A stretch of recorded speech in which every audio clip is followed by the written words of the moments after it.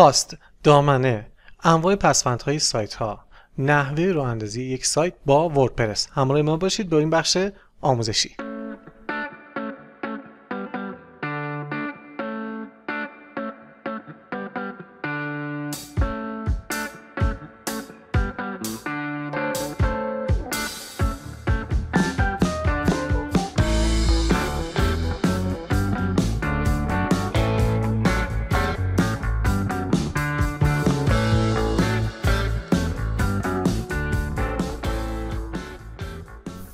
خب ببین، با پسوندهای عکس‌ها آشنا هستی اصلا؟ تو مثلا یه جا میخوام عکس رو ایمپورت کنم اینسرت کنم، از این مدل‌ها فرمتش مثلا میگه JPG باشه، این مدل باشه. اینو ببین ما چند مدل فایل داریم توی عکس‌ها که هر کدوم کاربرد مختلف خودشون دارن. یه سری از عکس‌ها JPEG هستن، بیشترین عکسایی که حالا ما استفاده می‌کنیم JPEG، فرمت JPEG. یه فرمتی هم هستش که خیلی معروفه ازش استفاده میشه، PNG هستش.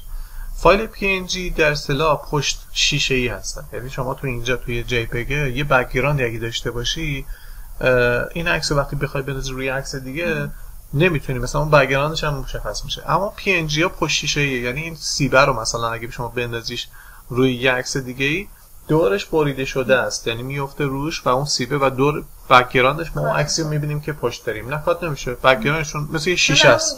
آره، مثل میمونه که یه لیبل رو شما چسبوندی روی یه چیز دیگه، اون وقت چیز دیگه رو می‌بینی، لیبل هم که دورش این شکلی می‌بینی. حالا این پسوند رو تو زمانی استفاده می‌کنی که مثلا می‌خوای یه لوگو بندازی روی یه تصویری، خب مجبوری این لوگو رو داشته باشی، دوربر شده باشه که شما وقتی میای می‌ندازیش روی چیزی که قرار میدی ما بقیه تصویر رو اونم ببینیم اونجا.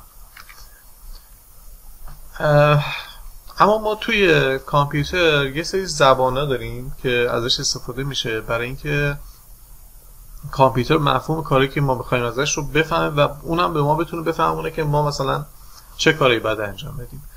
زبان‌های مختلفی تو کامپیوتر وجود داره که مثل زبان انگلیسی که شما مثلا صحبت می‌کنی، زبان فارسی صحبت می‌کنی، این زبان فارسی یه کامیونیکیشن دیگه، یه ارتباطی بین ما برقرار می‌کنه که من زبان فارسی متوجه میشم، شما زبان فارسی متوجه میشید، پس ما می‌تونیم با هم دیگه ارتباط برقرار کنیم.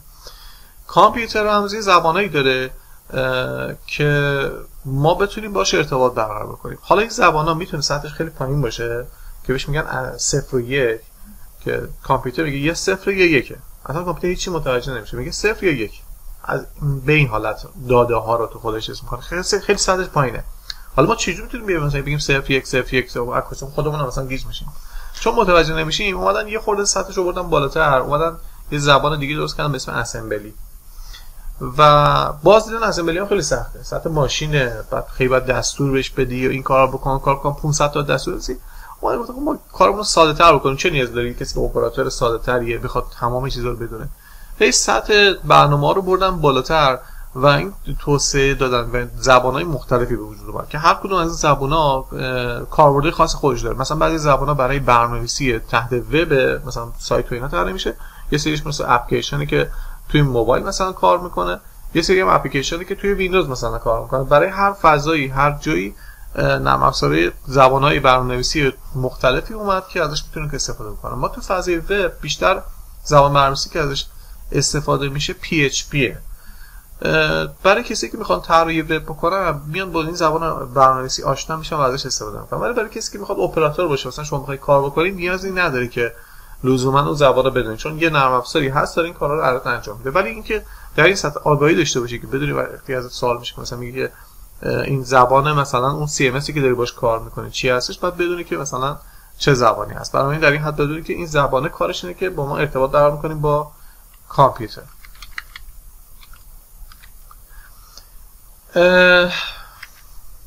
ببین اینجا تفاوت، ما یه فرمت دیگه ای هم داریم به اسم، غیر از JPEG که عکس داشتیم، یه فرمت دیگه ای هم داریم به اسم RAW. این در اصطلاح بهش میگن عکسایی که خام هستن، یعنی که پردازش یا نه پروسسینگ نشده، پردازش نشده. عکسی که شما با دوربینت میگیری اول از سنسور یه سری داده ها رو میگیره، یه سری اطلاعات میگیره که مثلا این نورشه، اینجا رنگش اینه، نقطه به نقطه، یعنی هر نقطه رو میاد میگه که رنگش اینه، نورش اینقدر، از رنگ و نور تصویر تشکیل میشه دیگه. بین میگه هر نقطهش میگن چه پیکسل. که مثلا وقتی میگن مثلا اندازه این تصویر چیه، میگی 1920 در 1080 یعنی اندازش مثلا اینقدر پیکسله، اینقدر از اینقدر پیکسل تشکیل شده، نقطه‌های مختلف. حالا وقتی شما دارید سنسور شما داره عکس رو میخواد تصویر ثبت بکنه، رنگ و نور رو ثبت میکنه دیگه، نوری که بهش سنسور خورده به اون نقطه و مقدار رنگشه که مثلا که داره. این دوتا پارامترها تصویر تشکیل میده. حالا وقتی که تصویر داره سنسور میگیره، اولش به صورتی که پردازشی روش انجام نداده و کاملا تصویر خام هستش، اونو بهش میگن را، که حجم زیادی داره. بر اساس اینکه حالا کیفیت دوربینتون چیه، این میتونه حجمای مختلفی داشته باشه. اگه چیزی بود نکته بودش حتما اینا رو یادداشت بکن، یا سوالی بود بپرس دیگه. اما برای اینکه ما حجم عکسمون کمتر بشه، یه سری از داده ها رو مثلا دوریز بکنیم یا یه سری پردازش میکنه، مثلا شما یه فیلتری فعال کردی مثلا صورت رو توش بکنه این کارو انجام بده که بعضی از موبایل اینا داره، اون کارا رو انجام بده رو عکسمون خام نباشه و پردازش بشه و حجمش بیاد پایین، جای کمتری توی حافظه ما بگیره، میاد کامپرسینگ یا پردازش رو روش انجام میده، هم فشرده سازیش میکنه هم پردازش پروسسینگ میکنه. اون موقع میاد پسندش میشه JPEG که مخفف JPG هستش، که وقتی شما یه عکسی رو ازش استفاده میکنید به این شکل پردازش شده است ولی خامش اینجوریه. خامه حالا به چه درد میخوره؟ شما اگه خامه رو بتونید ذخیره بکنید حجم بیشتری میگیره، اما بعداً شما میتونید یه سری چیزا رو توش اصلاح کنید. مثلا اینجا نگاه کنید روی لوپاینه خیلی سفیدی شده، شما روی این عکسی که مثلا خام باشه اینو کمتر داری، برای میتونی پردازشش بکنی، این یه نور تو رنگ و نور تو تنظیم کنی بعد پردازشش بکنی. ولی روی عکسی که پردازش شده یه بار وقتی این کارو میکنی ممکنه که عکست خود به هم بریزه یا نتونی به اون کیفیت بالا بتونی روش پردازش انجام بدی. ما اینجا پسوندهای مختلف فایل‌ها رو داریم که اینا فایلایی هستن که عکس هستن همشون. برای مثلا همون که گفتم RAW چی بود؟ عکس خام بود. اینا پسونداش میشه CR2 یا .NEF یا اینکه SR2. نیازی نیست همه حالا حفظ باشی، معروف ترینشون همون CR2 که حالا به اسم راه هستش. بستگی به مدل دوربینی که شما عکس میگیری ممکنه که این پسوندش فرق کنه. ببین مثلا اگه مدل دوربین کنون باشه CR2، نیکون باشه NEF، سونی باشه SR2 هستش. مثلا بعدن شما مثلا یه عکس محصولی بهت میدن، بعد می بازش میکنی و میگی ای خدای این عکس چرا باز نمیشه، مثلا چرا نمیتونم چیکار کنم، کلیک ثبت رو توش میزنی، پرپندیس میگیری، نگاه میکنی پسوندش چیه، میگه خب پس این نرم افزارش مثلا این باید با این نرم افزار بکنم، چون عکسی که JPEG باشه رو شاید تو کامپیوتر باز بکنه، ولی مثلا عکسی که خام گرفته شده شاید تو کامپیوتر باز نشه. نیاز به این داشته باشه که نرم افزاری باشه که اینو بتونه بازش بکنه، برای ما باید نرم افزارش رو نصب کنیم. خب پس پسوندهای مختلفی داریم که کارهای کاربرد مختلف دارن. حالا مثلا ما پسوندهای دیگه هم داریم که DNGه. DNG چیه؟ DNG پسوندیه که برای موبایل است. همون عکس خام مثلا شما با موبایل عکس که میاد تو کامپیوتر میبینی باز نمیشه اون، چون اونجا تیکش رو نذاشتی که اون پردازش هم روش انجام بشه، JPEG بشه، حجمش هم بیشتر میشه. این عکسایی که مثل موبایل آیفون و اینا معمولا الان دیگه اونها هم عکسای خام میگیرن، اونا پسوندشون DNG هستش. و بعدی که میشه عکسایی که پردازش شده JPEG که پسوندشون .jpg هستش، یه پسوندی آخرشون داره. خب مثلا الان من اینجا بیام یه دونه از این عکسایی که اینجا وجود داره رو میام کلیک سمت راست روش میزنم، میام تو قسمت پراپرتیز، اینجا توی پراپرتیز من نگاه کنید اینجا نوشته jpeg file.jpg، یعنی اینجا ما توی پسوند فایلمون ببینیم که چه چیزی هستش. تو قسمت دیتیلش که اگه بیایم این بالا تب دیتیل انتخاب بکنیم، اینجا میتونه اطلاعات بیشتری بدیم. میگه این نرم افزار این عکس با نرم افزار فتوشاپ طراحی شده و تاریخی که این عکس ایجاد شده 1397 مثلا، حالا حتی روز و تاریخش ماهش هم مشخصه. یعنی اینجا ما میتونیم اطلاعات بگیریم در مورد این عکسه و سایزش رو به ما گفته 800 در 530، یعنی اینکه این گفته اینقدر در اینقدر پیکسل. DPI هم یعنی میزان تراکم یا میزان پیکسلی که توی یک خونه وجود داره. هر چقدر این DPI بالاتر باشه هم حجم عکس ما بالاتره هم کیفیت عکس ما بیشتر میشه. و اینجا اطلاعات دیگه ای اگر از مثلا دوربینش باشه که مثلا با چه تنظیماتی عکاسی شده، اینا ما میتونیم اینجا اطلاعات در موردش به دست بیاریم. خب اینجا اوکی میکنیم، بریم برگردیم به همون چون نفس خودم. پس من دیگه اون TIFF یا که با مخفف مخففش میشه تیف. اینا برای معمولا عکساییه که مثلا با یه سری نرم افزار مثل کورل و اینا طراحی شده. کسی کاری طراحی میکنن میخوان رنگاشون مثلا خیلی دقیق باشه یا مثلا به این شکل کار بکنن، کاری چاپ انجام میدن، چاپای افست و اینا انجام میدن، معمولا با این پسورد تیف کار میکنن. برای اگه شما مثلا یه کار تبلیغاتی داشته باشید میخوای یه بنری چاپ بکنید یا یه کارت ویزیت چاپ بکنید، معمولا لابراتوارا که کارهای چاپ انجام میدن، چاپونا این پسوند رو از شما میخوان، تیف ها میخوان، چون جی پگ هم حجم میاره هم ممکن رنگای یه خورده تغییر پیدا کنه، ولی تو این حالت رنگا رو پردازشش انجام میده ولی رنگ ها معمولا ثبات بهتری دارن. پسوند بعدیمون PSD هستش که فوتوشاپ داکیومنت هستش، یعنی که شما عکسایی هستن که توسط فوتوشاپ چه شدن. تفاوتش با عکس دیگه چیه؟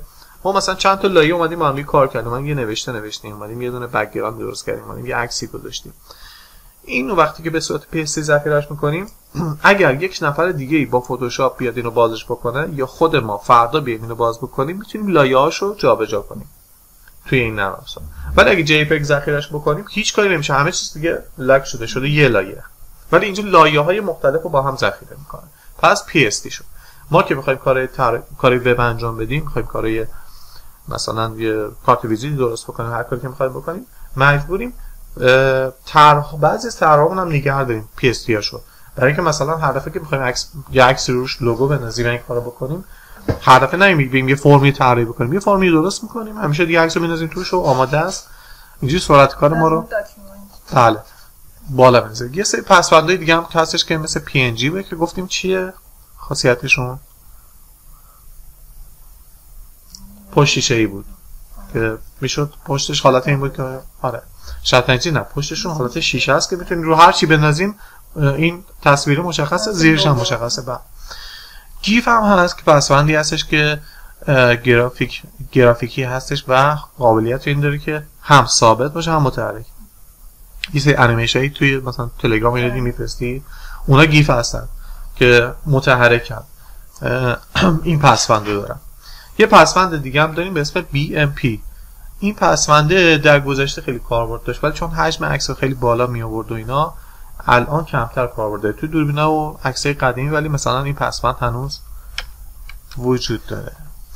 خب میرسیم به قسمتی که فرمت فایل های ما با پسوندهای مختلف هستش که اینا برای کاربردشون میدونید چیه، الان تا دیدینشون متوجه که چی هستش.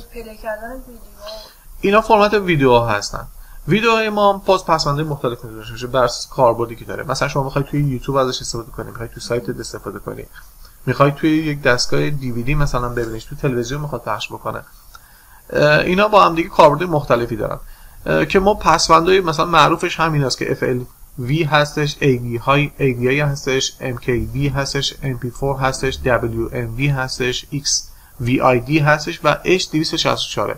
ما بیشتر تو فضای وبمون و یوتیوب و اینا که کار میکنیم یا تو سایتمون می‌خوایم بذاریم از پسوندهای MP4 استفاده میکنیم که از پروتکل H264 استفاده کرده. چرا؟ چون فیلم‌های ما رو که مثلا اگه حجمش 2 گیگابایته که حجم زیادی داره، ما اینو تو فضای وب اگه بذاریم کسی به سختی میتونه ببیندش. پس ما مجبوریم که اینو فشردهش بکنیم در این اینکه کیفیتش حفظ میشه، حجمش کم بشه که کاربر وقتی سرعت اینترنتش هم کمه بتونه اینو ببینه. برای ما اینجا باید از پسوند MP4 استفاده کنیم اگه تو سایتمون استفاده می‌کنیم، یا مثلا می‌خوایم تو اینستاگراممون بذاریم اینا.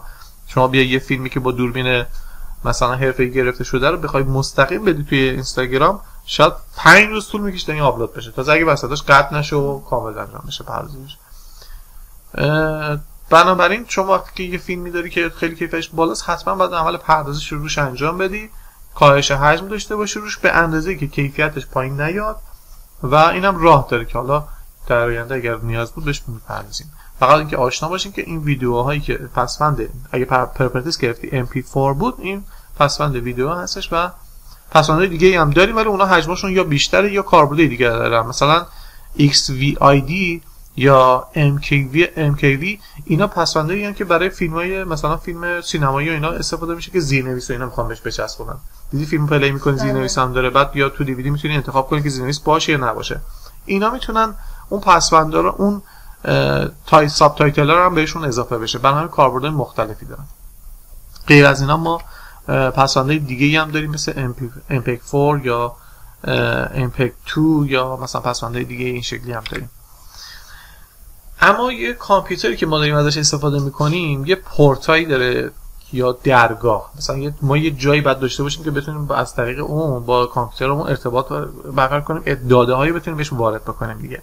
که این پورتا مثل اون پورت همون شارژر شما که به موبایلت وصل می‌کنی اونم یه پورت حساب میشه. که حالا USB هم که شما استفاده می‌کنی کامپیوتر یا یک مثلا هدفونی رو وصل می‌کنی گوشی تو استفاده می‌کنی یا به باندی وصل می‌کنی، اینا همه یه پورت حساب میشه. حالا ما تو فضای وب هم که می‌خوایم کار بکنیم، تو اینترنت هم که می‌خوایم کار بکنیم، وقتی که می‌خوایم یه سری کارهای خاصی رو انجام بدیم توی اونجا پورت وجود داره که مثلا بهش میگن از این پورت شما میتونید وارد بشی که مثلا به هاستت وصل بشی، از این پورت وصل بشی به ایمیلت وصل بشی، از این پورت وصل بشی مثلا به این قسمت از هاستت وصل بشی که حالا در آینده بهش میپرسیم. فقط گفتم اینجا اشاره بهش بکنم که بهش در صحبت می‌کنیم. حالا میریم سراغ یه سری پسوندهای دیگه که اینا هم گاهی نیازه که ما اینا در موردش اطلاعات داشته باشیم. ما در کنار اینکه تصویر داریم که میتونه عکس باشه، در کنار اینکه تصویر داریم میتونه ویدیو باشه، میتونی هم صوت داشته باشی که هیچ کدوم از اونها نیستش و فقط صدا هستش.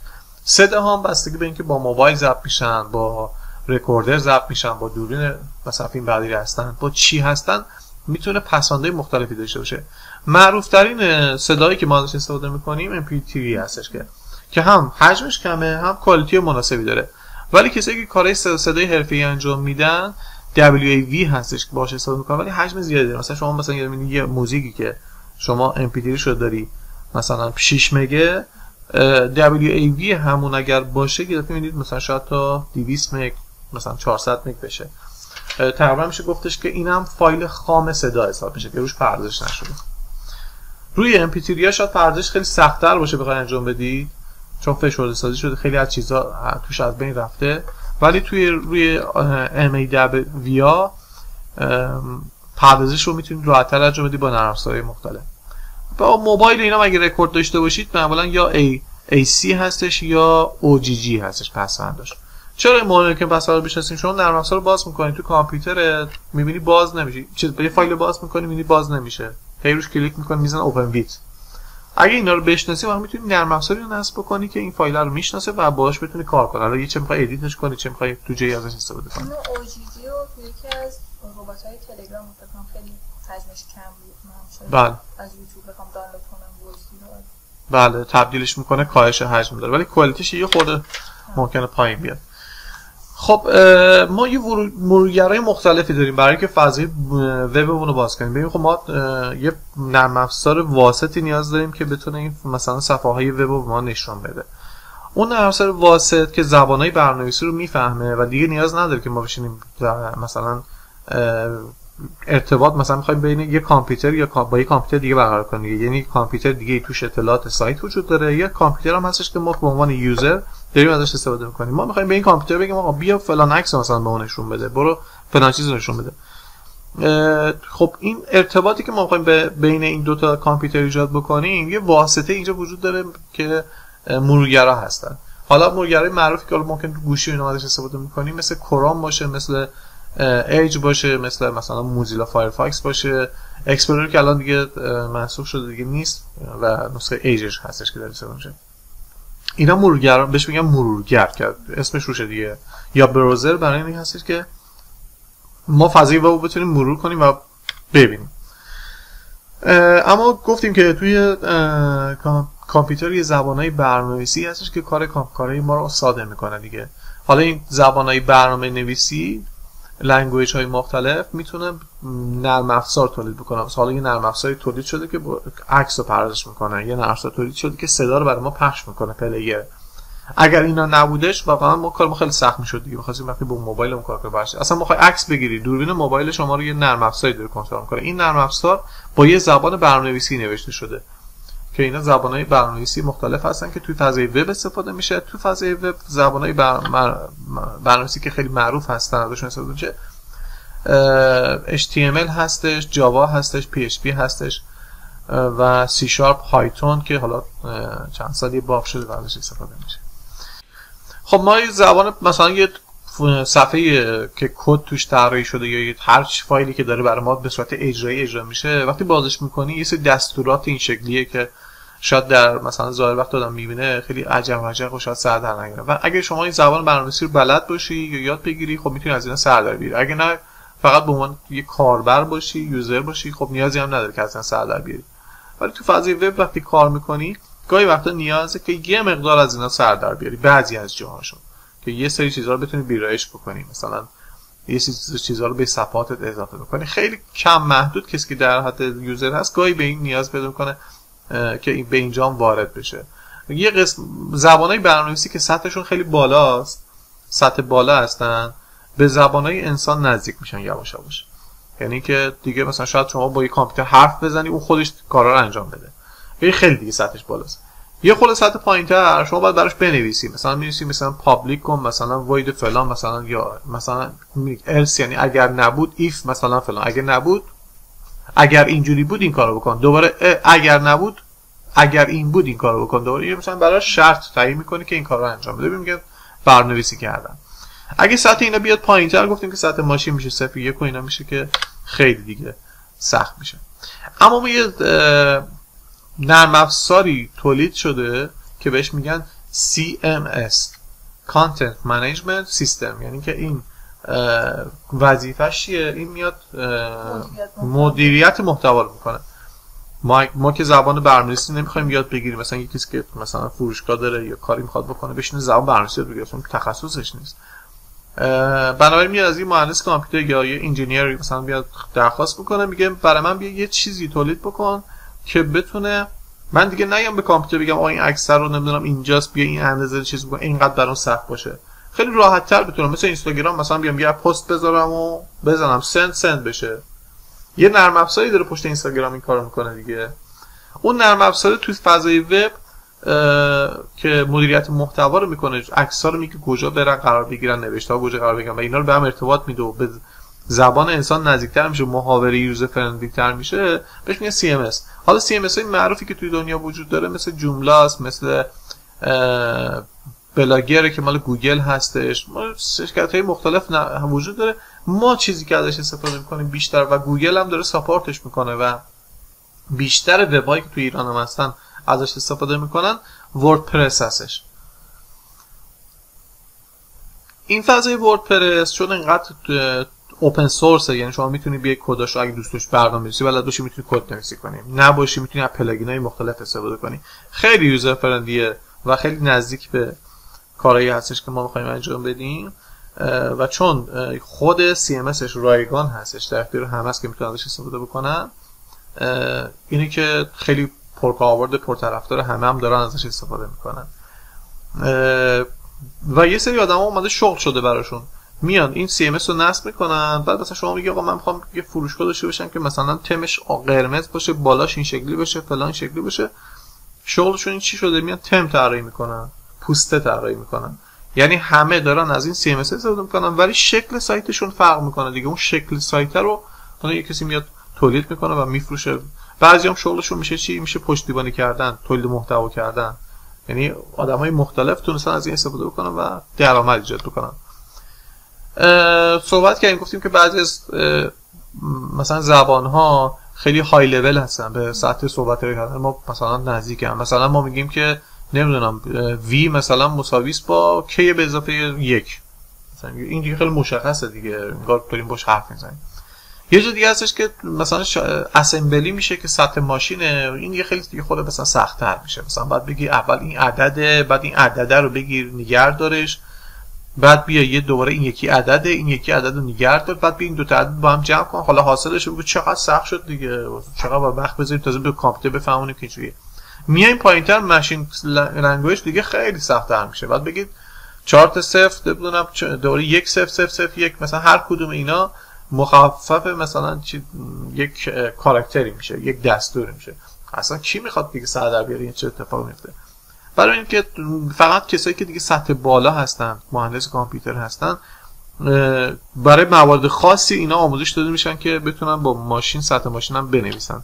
برای زمانی که مثلا خود برای کارخونه اتوماسیون بنویسه که اصلا این نرم افزار وجود نداره، مجبور که از پایه شروع بکنه. ولی برای کسایی که وب دیولپ هستن، کسی که میخواد کارهای وب انجام بدن، کارهای این سطح بالاتری انجام بدن، میان از زبانهای سطح بالاتر استفاده کنن، نیاز نداره اینقدر اطلاعات داشته باشن.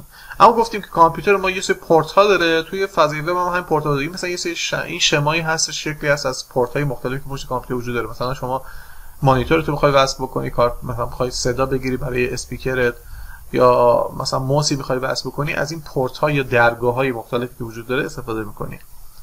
این درگاه‌ها میتونه هم برای ما کاربردی باشه، هم میتونه خطرناک باشه. مثلا شما یه کسی میخواد اطلاعات کامپیوتر شما رو بدزده، میاد یه USB به کامپیوتر شما وصل میکنه و اطلاعات شما رو کپی میکنه، USB میره. ما چیکار میتونیم بکنیم؟ تنها کاری که میتونیم بکنیم که یه نرم افزاری نصب بکنیم که بیاد بگه آقا اگه USB به کامپیوتر من وصل شد، ازش رمزی بخواه، اگه این رمزو زد بتونه وارد بشه. پس چیکار میکنیم؟ یه ذره لایه‌های امنیتی میذاریم برای مقابله یارو طرفی که هست، که بفهمه که آقا خود ما هستیم میخوایم اطلاعات کپی کنیم یا نه یه شخص دیگه جلوشو بگیر. توی چیز فضای وب هم همینجوری وجود داره. ما یه سری درگاه‌های، سوراخ‌هایی وجود داره، تونل‌هایی وجود داره که شما میتونید کسایی دیگه وارد بشن. اگر اینا رو جلوشو نبندی و پسورد نذاری، ممکنه بیان اطلاعاتتون رو بدزدن، ممکنه بیان خرابکاری بکنن. برای ما میام از یه پروتکل‌های استفاده می‌کنیم که بتونیم جلوی اون افراد رو بگیریم، ازشون تو کی هستی، یعنی به تو اعراض هویت بکنن ازشون. همونجوری که گفتیم ما CMS داریم که میاد مدیریت داده‌های ما رو انجام میده و عکسامون و اطلاعاتمون و اینا رو میاد مدیریت میکنه، تو جای مختلف قرار میده. اما یه پسوندهایی هم، حالا علاوه بر اینکه فایلمون پسوند داره، اون سایت‌های ما میتونه پسوندهای مختلفی داشته باشه که ممکنه شما فقط .comشو بیشتر شنیدین، چون مثلا 141 میلیون حدوداً سایت هستن که دارن از این پسوند استفاده میکنن. اما به مرور توی کشورهای مختلف و توی جهان پسوندهای دیگه‌ای هم باب شد، مثل داتایار. این پسوندها که مثلا 2 حرفی هستن، معمولا مشخص کننده اون کانتری هست، اون کشور هست که داره ازش استفاده میکنه. مثلا داتایار مخاطب ایرانه، داره ایران استفاده میکنه. مثلا .uk باشه، معلوم میشه که مثلا برای انگلیس هستش. مثلا .cn هستش، مثلا چین هستش. اینا پسونداییه که استفاده میشه که مثلا اگه به یه همچین پسوندایی رسیدی که 2 حرفی بود، میفهمی که این برای اون برای کشور هستش. مثلا ما تو ایران الان باب شده که میگن از پسوندای داتایار استفاده میکنن، ولی چون از ابتداش .com بود، بنابراین از ابتدا کسی که سایت درست کردن دیگه .com موندن و دیگه کوچ نکردن و همون نگشتن که .com برای سایت های تجاری هستش، که اگر .net باشه برای سایت هایی که توی حوزه نتورکینگ و شبکه فعالیت میکنن. اما این نیستش که یه قانون آقا باید تو از این استفاده کنی، میتونی از چیزایی استفاده کنی، ولی اگه از این پسوندهای مرتبط استفاده بکنی، قاعدتا وقتی طرف داره اصلا سایت تو رو سرچ میکنه، میبینه، متوجه میشه که حوزه کاری شما، فعالیتتون چیه یا تو کدوم جغرافیا قرار دارید. معمولا کسی که کارهای تجاری میکنه از کام استفاده میکنه. .net برای کارهای شبکه هستش. .org واسه ارگانیزیشن، یعنی برای کسی که کارهای ارگانی انجام میدن. .gov چی هستش؟ مخفف گاورمنت یا حکومتایی هستش، دولتایی هستش که دارن استفاده میکنن. خب ما گفتیم که پورت‌های مختلفی هم توی فضای سایت ما وجود داره که ازش میتونید استفاده مختلف بکنیم. یکی از این پورت‌ها مثلا وصل میشه، یکی از این درگاه وصل میشه، مثلا میتونیم ما وب میل داشته باشیم. وب میل چیه؟ مثلا هم جیمیل که شما می‌نویسید gmail.com وارد فضای وب میشی، ما میتونیم رو سایت خودمون هم بیایم یه وب میل تعریف بکنیم، مثلا آدرس میل خودمون رو داشته باشیم. مثلا سایت شما ahmadi.com میای می‌نویسی info.ahmadi.com، یعنی یه ایمیل، آدرس ایمیل درست میکنه که به اسم سایتت باشه. اینجوری هم با کلاستره به کسی که میخوای آدرس بدی، همین که وقتی داری ایمیل تو میگی داری سایتت هم پرزنت میکنه، میگی سایت منم یعنی اینه.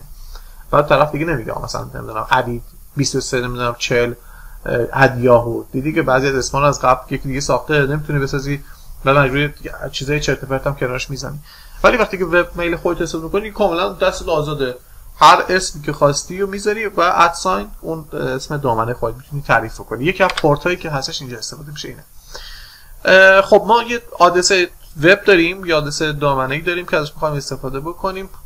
یه سری داده‌هایی تو این اطلاعات موجود داره که گفتیم که پسوند داره، مثلا .com مثلا برای فضای تجاریه، یه نام دامنه داریم که دومین نیم سایت، مثلا شاید حالا برید کنیم اسم براش بذاریم، مثلا ahmadi.com، این شد سایت، آدرس سایت ما. یه www داریم که این ساب دامینه، که این داریم میگیم که ما تو پهنای وب داریم ازش، فضای گسترده وب داریم استفاده میکنیم. بعد مثلا ahmadi.com این یه مشخص است. اون ساب دامینه به چه درد میخوره؟ مثلا شما سایت گوگل رو داری، خب گوگل سرویس های مختلفی داره به تو میده، میاد به جایی که بیاد 50 تا سایت درست بکنه، ساب دامین های مختلف درست میکنه. مثلا میزنه map.google.com، چیکار میکنه؟ وارد صفحه میشه که شما مپ میتونید استفاده کنید. میزنه mail.google.com، وارد صفحه میشه که شما ایمیل میتونید استفاده کنید. پس میتونه به اینو میگن ساب دامین، یعنی دامین اصلی سایت گوگله ولی کلی چیزهای مختلف هم تو ساب دامیناش ایجاد کرده، پوش آدرسایی درست کرده که شما بتونید وارد صفحه‌های دیگه بشید. یه قسمت اولش هم یه HTTP هست که اینجا الان HTTPS نوشته شده. اگر HTTP بود یعنی شما امنیتتون خیلی ضعیفه. از یه قواعدی استفاده کردیم، گفتیم که یه پورتی وجود داره، USB رو میزنی توش مثلا کپی میکنی. اگر HTTPS باشه یعنی شما امنیتتون بالاتره، اومدی از یه پروتکلی استفاده کردی تو سایتتون که سکیوریتیش بردی بالا، اون سکیوریتی اس اومده به خاطر اون اضافه شده. وقتی که شما این کارو میکنید، الان گوگل خودش سایتایی که از پروتکل HTTPS استفاده نکرده باشن خودش اینا رو بهتون اخطار میده که این سایت ممکنه که اطلاعات شما رو بدزده و خطرناک باشه. خب به مجموع این صفحه بهش میگن URL. حالا بعضی از صفحه ها طراحی شده که خودش، مثلا شما می نویسید مثلا ahmadi.com، وقتی وارد میکنید دیگه نیاز نداره که بای دیفالت مثلا www HTTPS و اینا رو شما براش وارد بکنید. وقتی که وارد میکنید خودش میاد اون مثلا اون صفحه رو، اون اطلاعات رو برات مینویسه و وارد میکنه. یا مثلا شما میتونید فقط بنویسی احمدی کنترل اینتر بزنید، وقتی کنترل اینتر میزنی خودش .com هم اضافه میکنه آخرش به صورت دیفالت، یعنی 2 ساعت نمیخواد تایپ بکنی، می‌نویسی احمدی کنترل اینتر وارد .comش میشه. این خود سرعت عمل شما رو توی باز کردن صفحه ها بیشتر میکنه. همونجور که بهتون گفتم یه سری از دامنا مشخص کننده جغرافیا هستن که نشون میده چه کشوریه، که معمولا کسایی که کارهای سازمانی انجام میدن و اینا، اونا موظف میشن که میگن که شما باید از پسونده‌ای استفاده کنید که مال کشور خودت هستش، ولی برای مردم عادی وجود نداره، این باید وجود نداره. البته تو بعضی از کشورها مثل چین یا ایران ممکنه که حالتایی وجود داشته باشه، یا کره شمالی ممکنه حالتی وجود داشته باشه که بگن به اجبار مثلا شما باید این کارا رو بکنید، ولی تو کشور دیگه نه، میگه شما هر پسوندی که بخوای اگه دولتی و سازمانی ارگان نباشه میتونی خودت انتخاب بکنی از چه پسوندی استفاده کنی. پسوندهای مختلف وجود داره و وقتی که شما میخوای یک خرید بکنی شما بر اساس نیازت مثلا .tv .biz .iq .org .shop مثلا شاپینگ باشه میتونی انتخاب کنی. اینا قیمت‌های مختلفی هم داره. بعضی از آدما هستن که برای اینکه رقیبشون نیاد یه سایتی شبیه اونا بزنه، مثلا شما زدی ahmadi.com بعد یکی دیگه میاد میزنه ahmadi.net، بعد طرف سرچ میکنه سایت ahmadi.net میاد .com میاد، بعد میمونه کدومش انتخاب کنه. یه خورده این رقیبا این کارا رو میکنن برای اینکه مشتری آدم طرف مقابلشون اینا رو چیز کنن. یا مثلا سایتایی هستش که فیکه، شما میزنید بانک ملی سرچ میزنید بعد میاد ملی مثلا یک بغلش یک کاراکتر نوشته از شبیه اصلی است، بعد تو اصلا نمیخونی، دقت نمیکنی این همون هست یا میم، خب ملیه، خب میزنی وارد میشی. این باعث میشه که شما اون وقت وارد این صفحه‌ای بشی که به اشتباه و هک بشه، اطلاعات دزده بشه، اینا حسابت خالی بکنن. برای همین که دولت‌ها و سازمان‌ها تاکید میکنن، میگن از پسوندایی که استفاده کنید که داخلیه. چرا؟ چون وقتی اون پسوند داخلی بخوای ثبتش بکنی باید یه سری اطلاعات بهشون بدی، میگه کارت شناسایی تو بده، کارت ملی تو بده، مدارک هویتی تو بده، ما بدونیم تو کی هستی، و اجازه نمیده وقت دامنه‌ای ثبت بکنی که شبیه دامنه‌های دیگران هستش، اونجا قانونی برات میذاره. ولی وقتی میای از دامنه‌های بین‌المللی استفاده می‌کنی هیچ قانونی بذات وجود نداره، هر چی دلت بخواد ثبت کنی. برای همینه که یه ذره دولت‌ها روی حداقل سازمان خودشون تاکید دارن که از دامنه چیز استفاده شه. خب بعد گفتیم که زبان‌های برنامه‌نویسی مختلفی وجود داره. توی دنیا بیشترین زبانی که داره استفاده میشه HTML هستش، بعد مثلا پایتون الان چند وقتی که داره باب شده استفاده میشه، بعد جاوا اسکریپت هستش، PHP هستش و جاوا هستش و آر تا میریم تا گو اینا هستش. این درصد استفاده شدن زبان‌های مختلف هستش که استفاده میشه. خب باز اینجا گفتیم که دامنه تشکیل شده از یک اسم و پسوندهای مختلف. اون علامت سوالی که گذاشته یعنی که شما میتونید اونجا انتخاب بکنید که چی باشه و اونو خرید کنید. شما می‌خرید دامنه رو و دامنه هر سال باید بابتش پول بدی، یعنی هر سال باید تمدیدش کنی، نکنی از بین میره، پاک میشه. هاستت هم همینه. ما دو تا هزینه داریم، یه دونه هاست داریم، یه دونه دامنه داریم. هاست چیه؟ فضایی که توش فایلای ما وجود داره. شما کامپیوترت همیشه روشن نیستش دیگه، یا موبایلت همیشه روشن نیستش که بیاد مثلا یه عکسی رو بذاری به همه کاربرات ببینن.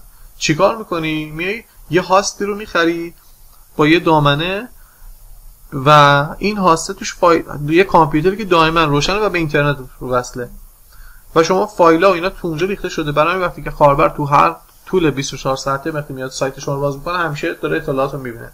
ولی اگه روش کامپیوتر شما باشه و کامپیوتر شما باید هم به اینترنت وصل باشه و هم دائما روشن باشه. چون این توانایی رو ندارید، یه کامپیوتر قوی ندارید، اینترنت قوی ندارید، پس میید هاست رو از بیرون میخرید. میتونید ولی اگه شرکت قوی باشید بیا اینترنت خیلی پرسرعت بگیری، یه سرور خوب راه بندازی و اون کامپیوتر تو سیستم خود بشه و 24 ساعته روشن باشه، بقیه سرویس بده. هاست پس چیز عجیب غریبی نیست، یه کامپیوتریه که وجود داره. و چون شما از اون هاسته داری توی فضای اشتراکی استفاده می‌کنی، مثلا اون شرکتی که کارش هاستینگه یه کامپیوتر گذاشته، یه سیستم گذاشته، مثلا داره به 20 تا سایت سرویس میده، دوباره یه کامپیوتر دیگه گذاشته به 100 تا سایت سرویس میده. هزینه خیلی بینه‌تر میشه تا اینکه خودت بخوای یه کامپیوتر بذاری، یه اینترنت پرسرعت بگیری. اونجوری مثلا بعد با شاید ماهی 20 میلیون تومان پول اینترنت پرسرعت بدی، سیستم قوی داشته باشی، ولی اینجا مثلا یه هاست بخری 1 میلیون تومان. اینجوری پس بینه‌تر. اگه کارتون خیلی تخصصی نیست، خیلی سازمانی نیست، داده‌هاتون خیلی امنیتی نیست، خارج از شرکت خودت این داده‌ها رو میدی به یه شرکتی قرار میدی. هاستینگ سرور مثلا همونجوری که می‌بینی یه کامپیوتر اینجا کشیده شده که حالا کامپیوتر میتونه کوچیک باشه، بزرگ باشه، قوی باشه، بسته به اون کاری که ما می‌خوایم انجام بدیم. و ما یه دومین نیم داریم، گفتیم یه آدرس سایتی داریم. این آدرس سایت وقتی که وارد میشه از طریق یک آدرسی متوجه میشه که باید وصل بشه به کجا و داده رو اونجا میخونه. اون اسم دامنه که ما وارد میکنیم مثلا ahmadi.com از طریق 2 تا آدرس متوجه میشه که به کجا باید وصل بشه با هاست. به اون میگن DNS یا Data Name Service. DNS یا Data Name Service.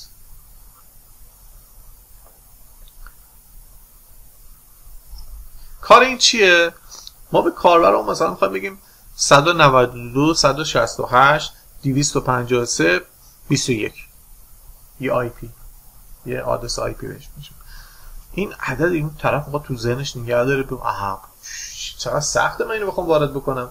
ولی در واقع داره این اتفاق میفته. وقتی شما دارید دامنه رو وارد میکنید، اون دامنه ترجمه میشه به اون DNS و اون DNS است که داره ارتباط با هاست برقرار میکنه. ولی برای اینکه برای کاربرا سطحش بیاد بالاتر، راحت‌تر باشن، بتونن حفظ بشن، اونو دیگه نمیاد بگی این عدد و ایناست، سطحشو پایین‌تر بیاری.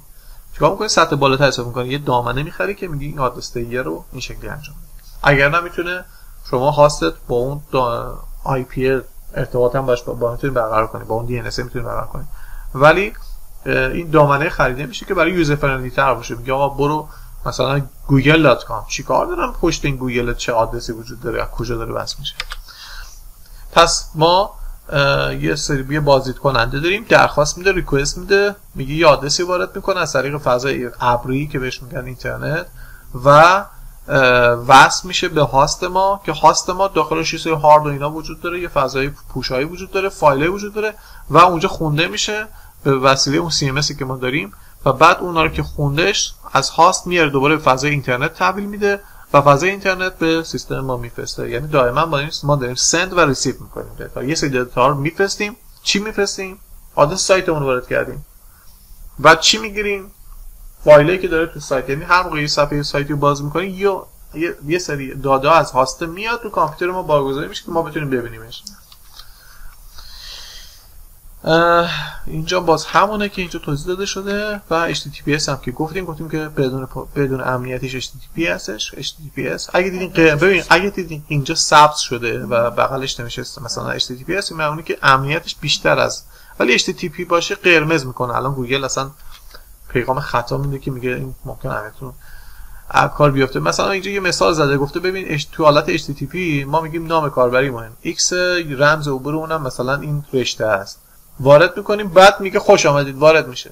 اما تو قسمت HTTPS که ما استفاده میکنیم، ببین شما از این سر در میاری نوشته X22 نمیدونم چی کد شده است، اینا رو اومده با سیستم رمزگذاری کدش کرده، بنابراین کسی از این سر در نمیاره. حتی اگه بتونه این وسط قرار بگیره و شنود کنه، یعنی بس بیاین وسط شما قرار بگیره واسطه بشه، مثل VPN کارش همینه دیگه، واسطه میشه، میاد دیتاهای از میرسه به یه جای دیگه، بعد از اونجا به شما میده. برای همین شما میتونید بدون فیلتر مثلا وارد بشین. اینم اگه یه کسی واسط باشه وقتی دیگه نمیتونه بفهمه رمزاتون چجوریه چیه، چون رمز شده است. فقط اون هاسته میفهمه و شما اطلاع دارید که این چه اطلاعاتی وجود داره. و CMS هم که گفتیم که مدیریت داده ها رو انجام میده، میتونه پوشه درست بکنه، میتونه عکسامون رو خودش پوشه بندی بکنه، فایلامون رو مرتب بکنه، تکستایی که می‌نویسیم به هم مرتبط بکنه و همین کارا رو انجام میده. ما اینجا مثلا یه تصویری داریم، مثلا اومدیم اینجا یه دونه چیز گذاشتیم، فلو چارت گذاشتیم. ببین میگه فلو چارت یعنی یه سیستم شمایی مثلا تو توضیح دادن. ما گفته ما یه عکسی داریم، یه فایل داریم اومده وارد شده، گفته اگه آیا انیمیشنه، اگر بود پس گیفه، اگر نبود میایم اینجا. آیا مثلا رزولوشن خیلی بالایی ازش نیاز داریم خیلی مثلا کیفیتش بالا باشه؟ نه، JPEG انتخاب میکنیم. بله، میریم سراغ فایلایی با پسوند PNG و SVG، چون اینا حجمشون بیشتره و کیفیت میتونه بالاتری داشته باشه. پس اینجا ما انتخاب داریم دیگه، ما انتخاب میکنیم بر اساس کاربرد اون پسوندا رو انتخاب میکنیم. حالا ما یه پروتکل‌های دیگه هم داریم غیر از HTTP یا HTTPS، پروتکل‌های دیگه هم داریم که IMAP مثلا برای ایمیل هستش. FTP پروتکلیه که میتونیم ما فایلامون رو انتقال بدیم به هاستمون، یا مثلا SSH هستش. پروتکل‌های مختلف داره که میتونه کسی که علاقه داره بره در مورد اینو تحقیق کنه، بهشون بخونه، مطالعه بکنه که با این پروتکل‌ها آشنا بشه و بتونه اینا رو مدیریت بکنه دیگه، مثلا بشناسهشون، بتونه هم استفاده کنه هم مدیریت کنه که جلوی نفوذ مثلا کسی دیگه رو بگیره. که حالا گفتم که ما میتونیم ایمیل هم داشته باشیم که یه صندوق نامه شاید بشه ترجمهش کرد، که نامه الکترونیکی که ما کسی بخواد با ما ارتباط داشته باشه از طریق اون میتونه داشته باشه، که ما میتونیم این ایمیلمون از سایتایی که فری به ما میدن داشته باشیم. نگاه کن شما یه گوگل جیمیل میگیری 10 گیگ هم میتونه ایمیل دریافتی داشته باشه و رایگانه. ولی مثلا شما میخوای از هاست خود استفاده کنی خیلی وقت محدودتر میشه، چون داری براش پول میدی، بعد مجبوری که اینجوری کنی. چرا حالا اونا سرویس مجانی ما در اختیار میذارن؟ به خاطر اینکه داده‌های ما ارزشمنده.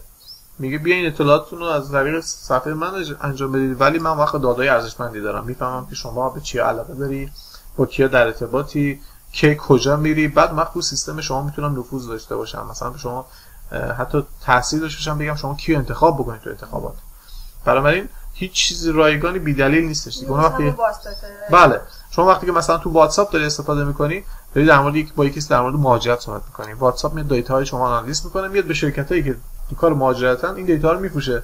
مهاجرت طرف دنبال اینه که ببینه کیا دنبال این کارن، خب بهترین راهش اینه میره این شرکتای دیتا رو می‌خره، میگه آقا ایشون با این شماره تو ایران، تو تهران حتی ایشون داشته در مورد این صحبت می‌کرده، اونا می‌خرن و یه سری شماره بهشون داده میشه، میخره اینو از مثلا از فیسبوک، بعد به شما شروع کنه زنگ زدن و شما تعجب کنی کجا فهمیدن مثلا من دنبال مهاجرتم، یا من می‌خواستم موبایل بخرم، یا میبینی تو اون هفته یه عالمه اس ام اس موبایل برات میاد. از کجا میفهمم؟ از آنالیز کردن ارتباطات شما. در اون ازش پول در میاد، برای من یه سری سرویس‌ها رو به شما مجانی میده که شما معتاد اون بشی، نرید خودت از سرویس دیگه استفاده کنید. و ما پسوندهای دیگه مختلفی داریم که اینجا گفتیم که .com خیلی کاربرد داره و پسوندهای مختلفی هستش که حالا این قیمتاشون هم مختلف هستش. پسوندهای فایلر هم که توضیح دادیم خدمتتون. بعضی مثلا میگن آقا بهترین زبان برنامه‌نویسی چیه که ما بهترینی نداریم، بر اساس اون کاربردی که ما می‌خوایم داشته باشیم. مثلا می‌خوایم یه برنامه حسابداری برای یه سازمان خیلی بزرگ داشته باشیم، یه نرم افزار زبان انتخاب می‌کنیم. می‌خوایم برای فضای وب استفاده کنیم، یه نرم افزار استفاده کنیم. پس بنابراین نمیتونیم بگیم یه زبانی از اون یکی بهتره، بس کاربردشه. و وقتی شما یه زبانی یاد گرفتی، مثلا زبان انگلیسی یاد گرفتی، می‌خوای بری تو آلمان، مجبور آلمانی یاد بگیری. نمی‌تونی انگلیسی صحبت کنی. خیلی با حرف نمی‌زنن. بیای تو ایران خیلی بلد نیستن فارسی هم. برای تو هر جا که می‌خوای بری کاری انجام بدی، مجبوری که تو اون حوزه کار کنی. بعد بر اساس جایی که می‌خوای بری فعالیت بکنی، یکی از اینا رو انتخاب می‌کنی و توش شروع می‌کنی فعالیت کردن، رو اون مسلط میشی. خب پروتکل هم که بخوایم بگیم مثلا حالا با این ممکنه خیلی جا باش بر بخوری، پروتکل یعنی قرارداد. شما این قراردادی من بهشون با شما یه قرارداد می‌نویسم، بهش میگیم پروتکل. ما قرارمون میشه، استانداردمون میشه که از این به بعد شما این کارو بعد انجام بدید، من بعد این کارو انجام بدم. یه تعریفایی بین ما قرار میگیره که اینو بهش میگن پروتکل، که این پروتکل‌ها وقت ارتباط بین سیستم‌های مختلف، ارتباط بین آدم‌های مختلف، ارتباط بین کامپیوترهای مختلف و سایت‌های مختلف هم میتونه توش تعریف بشه. حالا ما گفتیم توی یه CMS داریم که میاد فایلامون رو مدیریت میکنه. خود این CMS باید بره توی هاست ما نصب بشه. خب وقتی میخواد تو هاست ما نصب بشه، باز اونجا تو هاست ما باید کلی کارهای مختلف انجام بدیم. میخوایم ایمیل تعریف بکنیم، میخوایم مثلا یه پوشه‌ای درست بکنیم اینا. باز اونجا این CMS خودش هم سطحش بالاتره دیگه. این ماشینه که کامپیوتر ماست خیلی چیزا رو متوجه نمیشه. یه واسطه این وسط قرار میگیره که این ماشینه رو کنترل بکنه. بهش میگن سیستم مدیریت هاست ما. این سیستم مدیریت هاست ما اگر ویندوز باشه یه چیزی هست، اگر لینوکس باشه یه چیز دیگه است. اگر ما میخوایم با زبان مثلا وردپرس، با نرم افزار وردپرس کار بکنیم که با PHP طراحی شده، با زبان برنامه‌نویسی PHP، ما هاستمون رو سی پنل انتخاب میکنیم. در حال حاضر هاستی که الان مثلا داریم ما استفاده میکنیم برای فروشگاه آقای جوادی داریم استفاده میکنیم، PHP هست زبانش و از وردپرس داریم استفاده میکنیم. برای این هاستشون رو سی پنل خریدیم. پس اینجا ما انتخاب میکنیم که پس سی پنل ویندوز نیست، سیستم عاملش لینوکسه. شاید شما تا حالا نشنیده باشید. این دیدی ویندوز داره کار میکنه، اون یه چیزی شبیه اینه ولی اسمش ویندوز نیست، یه چیزی یک کس دیگه اونو طراحی کرده.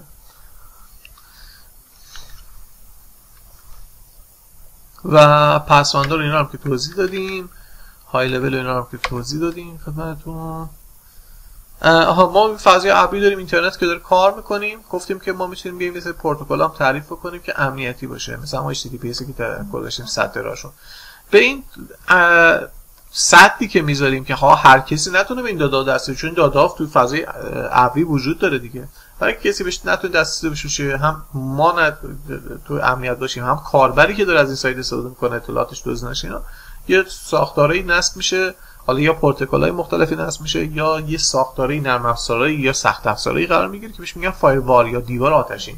اینا نقششون اینه که کنترل بکنن که هر کسی به هر چیزی ارتباط نداشته. فایروال پس میشه دیوار آتشی، ترجمهش رو بخوای حساب کنی، ولی کاربردش میشه این که یه سدی در مقابل افراد مختلف باشه که امنیت رو تامین میکنه. پس من دارم که گفتیم DNS چی بود؟ بله. رابطمون شد که بین ما ببین مثلا یه آدرس سایتی رو اینجا وارد کردیم، از طریق این DNS که توش آدرس های هاست ما هستش، IP آدرس هاست ما هست. مثلا بگیم اگه می‌خوایم آدرس بدیم میشه 172 مثلا 16254 1، مثلا این آدرس یه هاستی وجود داره. اگه ما نخوایم اینجوری بگیم مثلا آدم حفظ نشه تو ذهنش نمیمونه، میایم اینو از طریق توی DNS اینو تعریف کردیم و این DNS ما وصل به این دامنه. وقتی ما دامنه رو وارد میکنیم میره دامنه به DNS وصل میشه، DNS به IP وصل میشه، IP به سرور ما وصل میشه. این رونده رو اتفاق میفته و نیازی هم نداره که ما اینقدر اطلاعات داشته باشیم در موردش، ولی فقط باید بدونیم که به این شکل وجود داره که دامنه و زیر دامنه و اینا رو هم گفتیم. حالا غیر از پروتکل، زیر دامنه و دامنه و پسوند، یه اسلش هم آخرش ما داریم. مثلا اسلش چه میدونم مثلا نوشته فوتو، مثلا این چیه؟ مثلا شما یه تولید محتوایی کردی، خب این آدرس دامنت اوکی. حالا یه تولید محتوایی هم کردی، مثلا یه قسمت کانتکت داری در ارتباط با ما، یه قسمت ابات داری. خب اینا هر کدوم از اینا یه آدرسی دارن دیگه. اون وقت میشه آدرس سایت ما اسلش اون آدرسی که ما درست کردیم، برای اینکه وقت مستقیم وارد اون صفحه بشه. اینا رو بهش میگن شاخه ها و مسیرهای داخلی. یعنی اون آدرسی که ثابته، آدرس سایت ماست، ولی یه میتونه شاخه هایی هم ایجاد بشه که مثلا وقتی میخوایم به مشتری بگیم که آقا مثلا شماره‌تون کجاست، میگی برو آدرس سایت بزن اسلش مثلا کانتکت یا ابات مثلا. میتونی اینجوری براش زیر شاخه تعریف بکنی. اینجا هم که هیچی ازش بگذاریم. اینا هم که پروتکل‌های امنیتی مختلفه که در موردش صحبت کردیم، دیگه نیست دیگه اینجا دوباره بهش بپردازیم. اینجا تصویرامون تموم شد. من یه صفحه وب اینجا براتون باز میکنم یه خورده بیشتر توی سامپل مثلا متوجه بشیم. ببین مثلا من اینجا می‌نویسم گوگل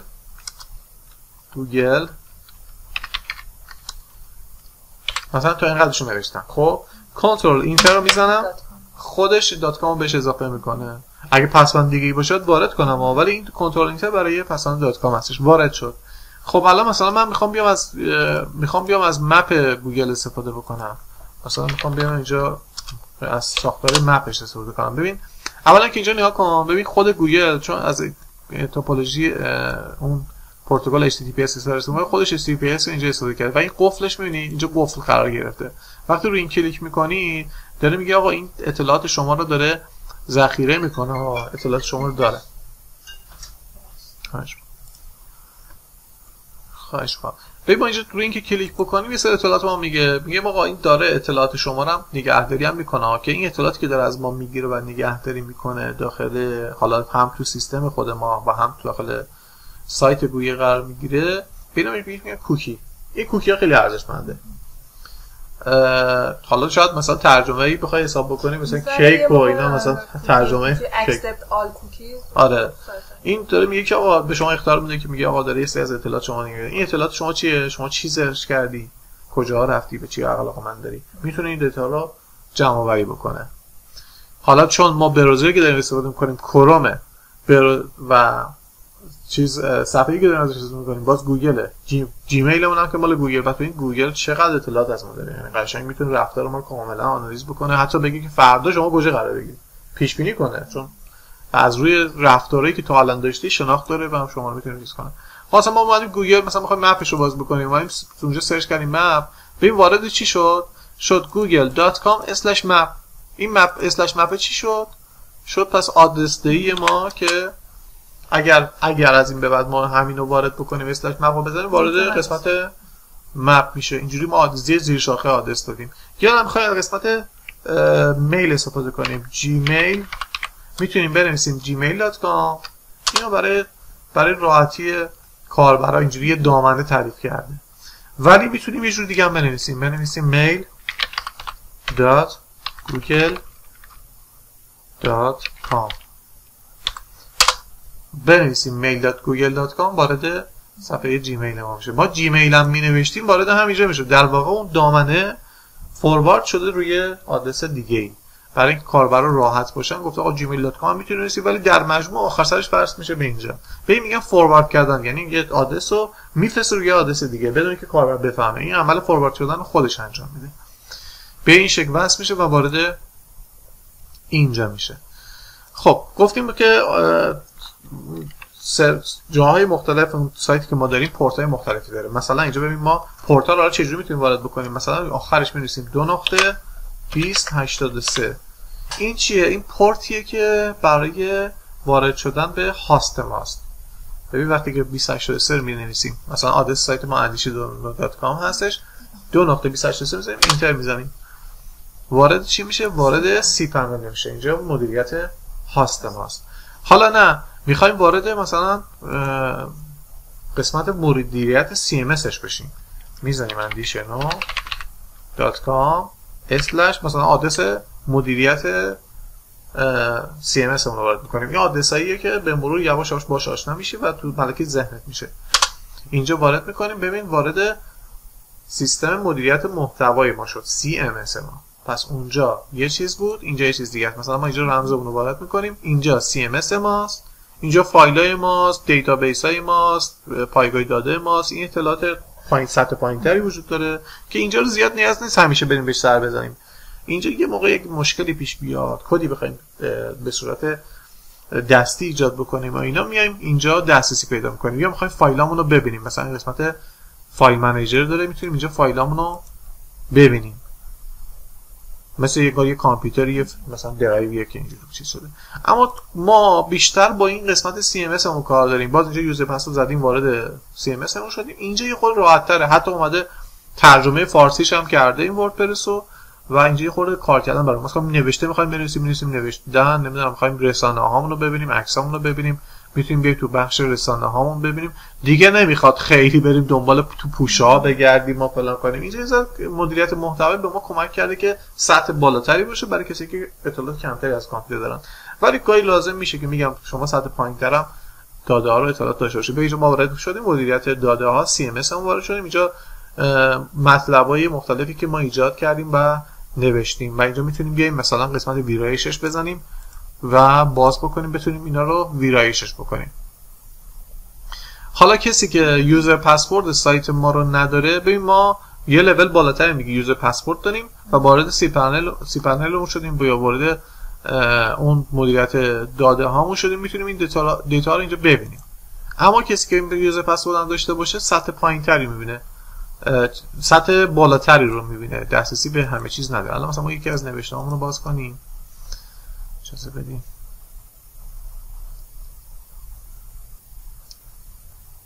ببین مثلا ما اینجوری نوشته ها درست کردیم، میتونیم بیایم ویرایشش بکنیم. چون ما اینجا تو وارد CMS اون هستیم، میتونیم به اینجا دسترسی داشته باشیم. اگر جلو ما رو میگیم مثلا حق نداری وارد اینجا بشیم، ما چون یوزر پس وارد کردیم و لاگین هستیم، مثل اینه که شما تو اینستاگرام لاگین هستی، میتونید تو صفحه خودت هر کاری بکنی، ولی تو صفحه دیگران نمیتونی این کارو بکنی یا دیگران نمیتونن تو صفحه شما این کارو انجام بدن. این CMS کارش اینه که این کاربرا رو مدیریت میکنه که دسترسی داشته باشن یا نداشته باشن. حالا همین موضوع رو ما این قسمت نمایش بزنیم، کاربر ما یه چیز میبینه ولی کسی که ادمین صفحه است یه چیز دیگه رو میتونه ببینه. ببین ما ادمین صفحه ما میتونه بیاد اینجا، مثل انگار ورد باز کردی، تایپ میکنی، میزنی انتشار، همون لحظه منتشر میشه، اصلا نمیخواد دانش کامپیوتری داشته باشی. و اینجا CMS داره همه کارا رو ما انجام، انگار دارید وبلاگ می‌نویسی، انگار دارید تو اینستاگرامت می‌نویسی. ولی کاربر ما در لحظه وقتی شما انتشار رو میزنی اینجا به صورت مدیریت شده میبینه، مطالب مرتبطش رو میبینه، تگ اگه زده باشی تگاشو میبینه، عکس‌ها رو میبینه، فیلم‌ها رو میبینه، این شکلی. و یه صفحه، این صفحه‌ای که کاربر میره، این صفحه‌ای هستش که ادمین شما هستی، میتونی اینجا ببینی و همون لحظه ویرایش کنی، بزنی انتشار، همون لحظه اینجا کاربر ما میتونه اگه صفحه‌ش رو ریفرش بکنه مطالبی که وارد کردیم و اینجا ببینه. فکر میکنم برای امروز کافی باشه. اگر نکته‌ای هستش بگو. امروز سخت بود؟ نه حالا من دوست دارم در موردش چیزی شنیده بودی در مورد این چیزی که امروز بهتون گفتم؟ مثلا اون فایلا رو یه موقع مثلا عکسامو بخوام توی برنامه بذارم که فرمتش باید JPEG باشه، این مدل باشه. حالا میریم فردا یه ذره وارد فتوشاپ و اینا میشیم، میشه ذره بیشتر با این فایلا بیشتر آشنا میشی. عرضم به حضورتون که تا یواش یواش بتونیم، اینا نیاز بود تا ما به اینجا برسیم. یعنی اگه ما اینا رو چی نمیدونستیم، مثلا همینجوری می‌مونیم صفحه باز می‌کردیم متوجه نمی‌شدیم. الان ببین وقتی ما صفحه که تولید کردیم، ببین andishednode.com/ مثلا American Lottery Photo Green Card Photography Studio، یعنی اومده یه آدرس این شکلی هم ایجاد کرده.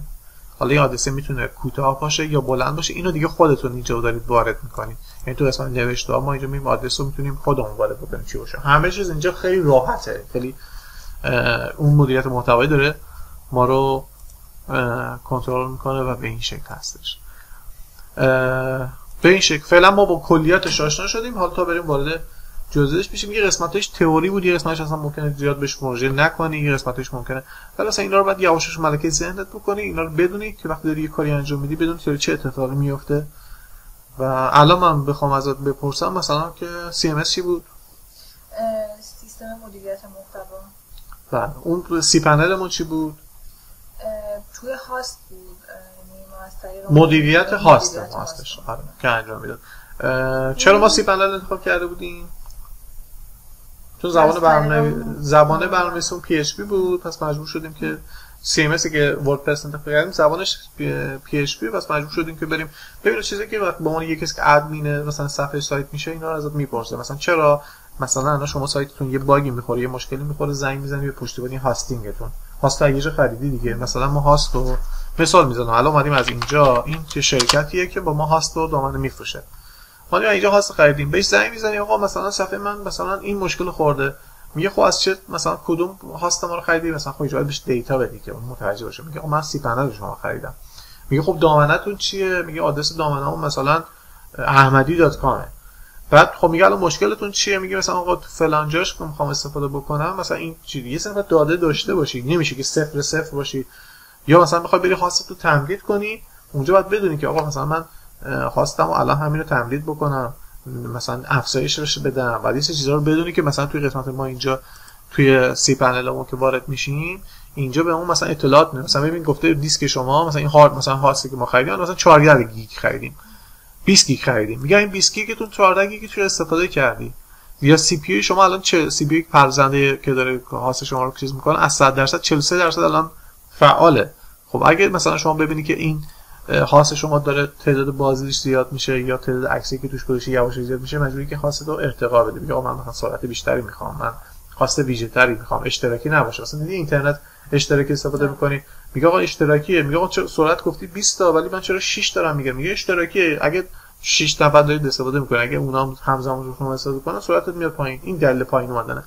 هاست هم همین، اگه یه هاست اشتراکی بگیری سرعتت یه زمانی که بقیه هم ترافیکشون بالاست میاد پایین، اما هاست اختصاصی بگیری و پول بیشتر بدی سرعتت هم میره بالاتر و اینا خب همه تاثیر داره روی اینکه شما سایتتون بیشتر دیده بشه. هر چقدر سرعت لود صفحتون بالا بره گوگل به شما پوینت بیشتری میده، هر چقدر تولید محتوای بهتری روش. مثلا ببین من این صفحه رو گوگل سرچ کردم، اومدم این مقاله رو دارم شروع می‌کنم خوندن، گوگل تایم میذاره، این براوزرش کاملا هوشمنده، داره اطلاعات میگیره از ما، گفتیم که تو کوکی‌ها داره بررسی میکنه، ما اومدیم این سایت رو باز کردیم، تو جستجو اومدیم باز کردیم، شروع کنیم خوندن، این مطالعه می‌کنیم، مثلا 2 دقیقه 3 دقیقه طول کشیده، بعد رسیدیم به پایینش، بعد تازه واسه خوشمون اومده رفتیم یه مطلب دیگه رو اینجا کلیک کردیم خوندیم. هر چقدر این صفحه سریعتر باز میشه، هر چقدر کاربر بیشتر بمونه سایت مطالعه بکنه و نگاه کنه، اسکرول داره میچرخه، داره میاد پایینتر میخونه و رفته صفحه دیگه هم خونده بمونه، گوگل میگه پس این سایتیه که مفید بوده برای کاربره، پس من از این بعد اینو بیشتر به بقیه پیشنهاد میدم. پس این میشه یکی از راههای موفقیت. پس تولید محتوا خیلی مهمه دیگه، محتوا جذاب باشه، خوب باشه، رنگین، نوری، به گرافیکش اهمیت بدی، تولید محتوا یونیک باشه، مثلا یارو طرف سرچ کرد 30 تا سایت دیگه هم نباشه، مال شما مختص مال خودت باشه. اینا نقش داره که حالا در آینده بهش میپردازیم. در مجموع این کارو بهش میگن سئو کردن. خب سیستم عاملش هم لینوکس نه، سئو اصلا به سیستم عامل ربطی نداره. سئو یه سری از کارها هستش که شما انجام میدی برای اینکه جستجوگرایی مثل گوگل، مثل بینگ، مثلا یاندکس که تو چینه، اینا اولویت شما وقتی جستجو میشه شما باشی. مثلا طرف میخواد یه تیشرت بخره، میگه که خرید تیشرت، چی باعث میشه که شما تو لینک های اول باشی؟ تولید محتوای خوب، نمیدونم عکس‌ها رو مثلا کم حجم بذاری، یعنی هم کیفیتش بالا باشه هم حجمش، چون طرف کاربر ممکنه تو اینترنت تو ایران درست میکنه، مثلا توی شهرستان سرعتش خیلی کمه، باید اونم بتونه صفحتون باز کنه، اگه هی بچرخه باز نشه کند باشه خب میبندتش، این گوگل شما رو میاره پایین‌تر. پس سرعت لود صفحتون خیلی مهمه، تولید محتوای یونیک خیلی مهمه، اینکه به جستجوگرا خودتون معرفی کرده باشین. همه این عوامل در کنار هم دیگه یه پک میشه به اسم سئو که میگن شما میای سایتتو از نظر بازدیدی، از نظر جستجوگرا بهینه‌اش کردی، باعث شد که گوگل با شما گوگل یا براوزرها با شما دوست بشن و شما جزو پیشنهادهای تاپ 10 شون بشی. اگه جزو 4 5 تا اول نباشی کسی نمیاد هی اسکرول بزنه بیاد پایین بخونه. باید سعی بکنی تو اون موضوعی که میخوای بیای بالا تو نیکای مختلف. نه این لینوکس رو به خاطر همون پنل که گفتید من یادداشت کردم. تمام، پرسشی نداری؟ نه فقط اگه این فایلش رو با اون عکس